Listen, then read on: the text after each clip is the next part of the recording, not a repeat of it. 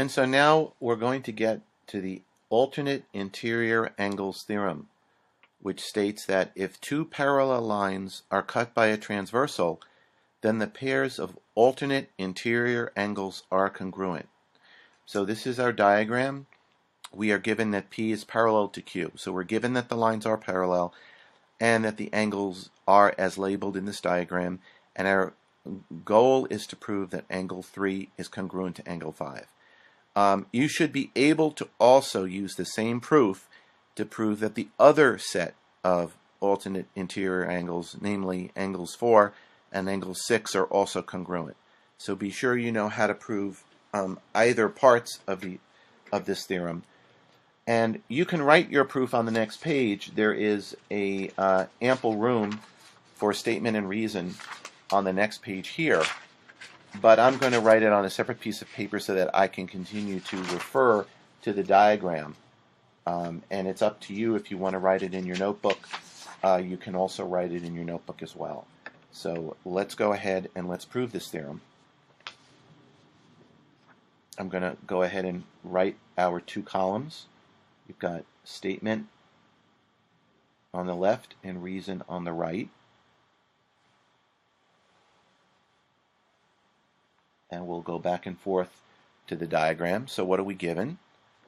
We are given that P is parallel to Q. Say that as a given.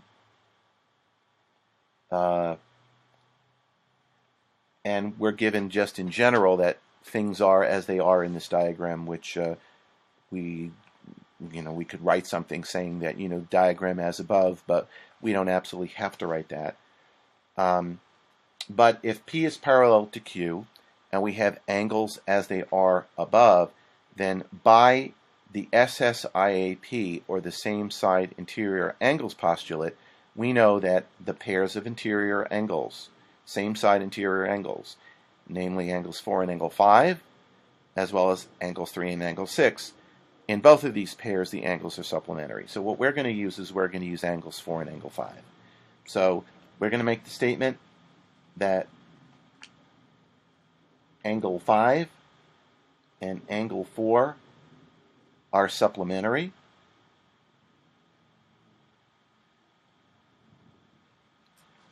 And our reason is going to be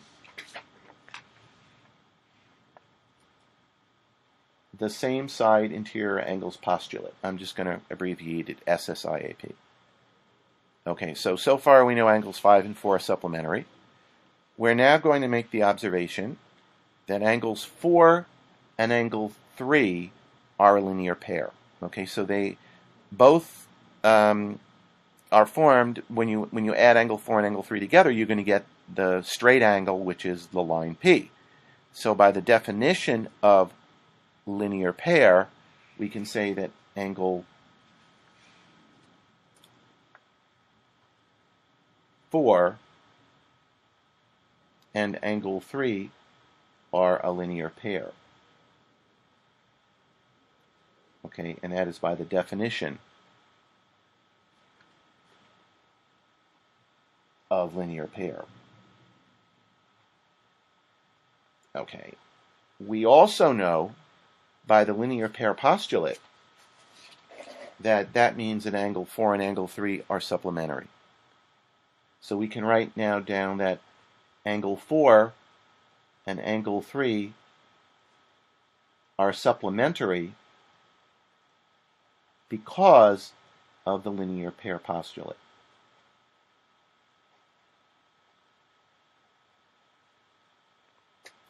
Okay, so now we've got two statements about two different pairs of angles being supplementary. We've got statement 2 says angle 5 and angle 4 are supplementary. Statement 4 says angle 4 and angle 3 are supplementary.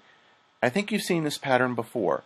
What we're going to now do is we're going to use the definition of supplementary angles to create equations and equalities. So let's go back to statement number 2. Angle 5 and angle 4 are supplementary. That means that the measure of angle 5 plus the measure of angle 4 is equal to 180 degrees. And that's by the definition of supplementary angles.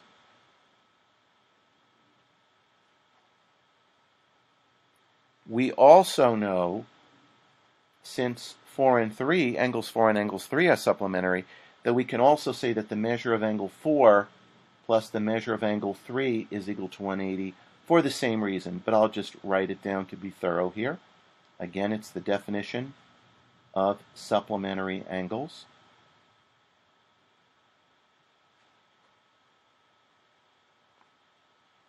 Okay. Now, as we've done several times now, we can use either substitution or transitivity to set the two left sides of these equations, each of which is equal to 180 on the right. We can now set these two sides of the equations equal to each other. So let's go ahead and then state that the measure of angle 5 plus the measure of angle 4 equals the measure of angle 4 plus the measure of angle 3. And the reason for that is I'll pick transitivity, but you could also pick substitution. It could be transitivity. It could be also called the transitive property. Well, we notice that we've got angle 4 on both sides of this equality, so we can subtract using our subtraction postulate of equality. We can subtract angle 4 from both sides. That would leave us that the measure of angle 5 equals the measure of angle 3, and we're one step away from being done. Now all we have to say is that implies that angle 5 is congruent to angle 3 because of the definition of congruent angles. Okay, and if you remember at the very beginning of this proof, what we needed to prove was that angle 3 is congruent to angle 5. We've proved angle 5 is congruent to angle 3. So if we really want to be technical about it, there's one more step we can use to get it in exactly the form that we want. And people have been wondering, well, when do you use the property of symmetry? This would be the perfect time. The symmetric property of equality. So we are able to reverse, also sometimes called property of equality or property of congruence.